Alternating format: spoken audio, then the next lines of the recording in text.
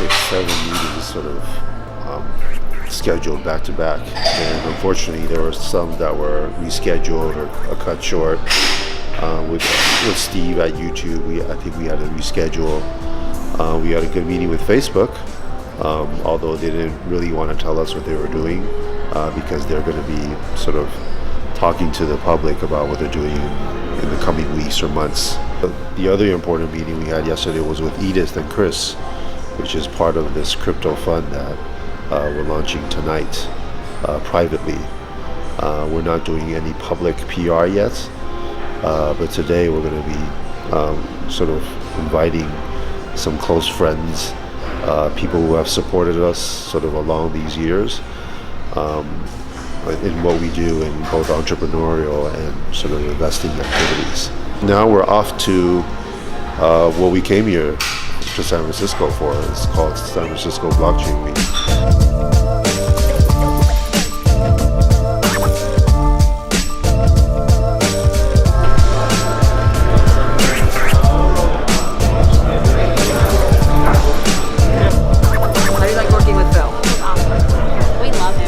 Scripted? Are you reading off a script?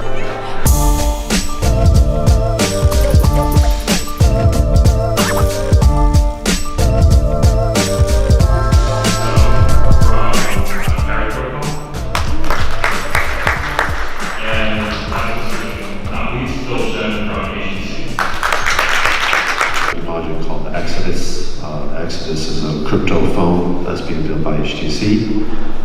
We're focused on building a secure enclave on the phone that's separate or runs parallel with Android. It's a trusted execution environment.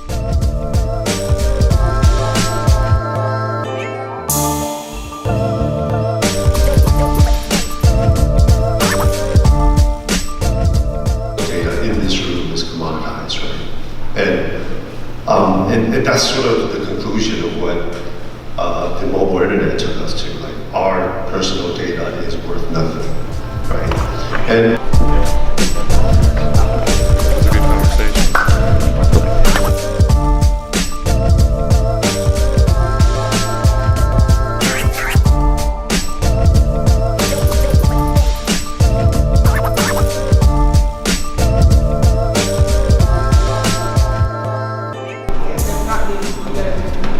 You're involved in Crazy Rich Asian. Yeah. Oh, Crazy Rich. Okay, so yeah. You know Gold I House. know, but yeah. Yeah, so Gold House was just a collective that we kind of formed between LA and SF, all Asian Americans, executives, founders, in the finance sector, and then of course in LA in the entertainment world, music. Build partnerships at YouTube for 5 years, the Far East Movement team, Christina Cho from CAA, Janet Yang, who did Joy Luck Club, and a bunch of other people. Just it kind of all happened after the election. We were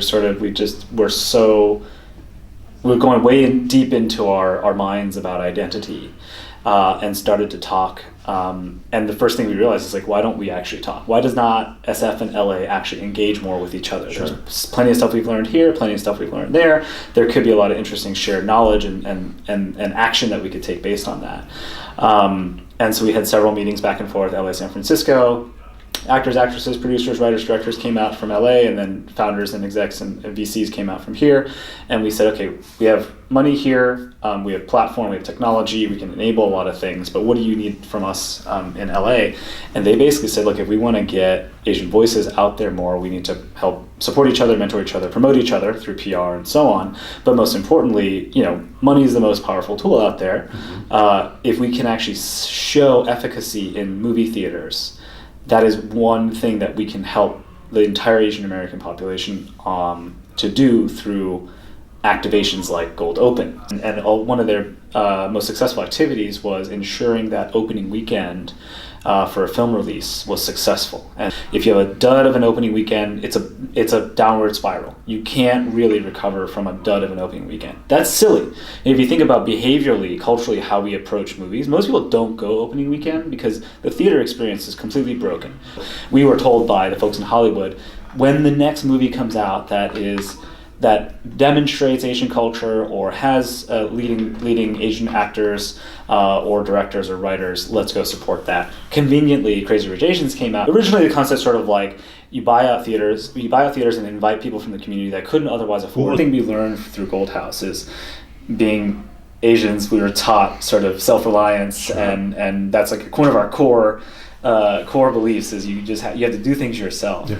And through the Gold House process, we forced this thing called gives and gets, where we just make everyone say, what is the thing that you need? That could be knowledge, it could be money, it could be network, but you got to tell us or else we can't help you. And you also have to offer something. What can you offer to people in the room? So an example for me might be, I'm interested in learning more about the music industry. So whoever in the room is knowledgeable about the music industry or has connections, that's what I want. And I can offer knowledge about the games industry, digital video, or esports. Yeah. And so, or I'm willing to invest $100,000 into an Asian American film. Sure. And in this genre, you can be very specific or broad. And so John's ask was, I need help to get our opening weekend to be minimum $20 million. $20 million for any film. This not is after rom-com. he finished filming. This was like a couple weeks before release. Okay. And so the target was 20 million, and so we just activated as many people that we knew around the United States. Mm-hmm. That's 20 million US specifically, sure. Right? Rest of the world important, but not as important as US domestic. So we bought out theaters. We just got a bunch of people that had the means to do so, to invite their friends out. So we made sure that it's one thing to buy out theaters and have empty theaters. That is actually great from Hollywood's perspective because it's money, but that doesn't perpetuate. So we actually had to get people to go into theaters, which is when we experienced how Jurassic, the theater purchasing experience is. Like, it's not autumn. There's no QR code use. There is, but not at mass. Yeah. And so I think there's a fix there, an opportunity to fix there. But got the community to come out, watch the movie for free, essentially. Some people bought and then just like resold the tickets, but at cost or at a discount. But regardless, the whole point was let's activate as a community, get out, support this film, and that will then perpetuate what's next. And what's next, what John told us would happen is every major studio in Hollywood has a multicultural strategy. Inclusive of Netflix, Amazon, and so on for online. If they see a trend, if they see a success, they will light up things that are related to that trend. Sure. Makes sense. Very data-driven. Very data-driven in that sense. So he told us that a lot of the studios had scripts that they were ready to greenlight once they saw something happen in the Asian American community. So if Crazy Rich Asians was successful, it had a great opening weekend, those things would essentially get greenlit immediately. And sure enough, what we've heard is, a lot of those things got greenlit. But how it was surprising. I had forgot that he was involved with Gold House, which is kind of this organization where Asian Americans in LA support Asian Americans in San Francisco and vice versa. It was modeled after Black House, which is the African American Black community, how they support each other. And it was just good to see that it's come to fruition, right? It was him that started it with Far East Movement, and I was in the first meeting, and also being from YouTube. I came here to talk about Twitch, but we just went off on talking about all other interesting stuff, including Gold House, Crazy Rich Asians, and then ended with these guys that are able to create insulin with yeast. So where are we going next? We are going to chill for Blue Bottle for coffee. Cool.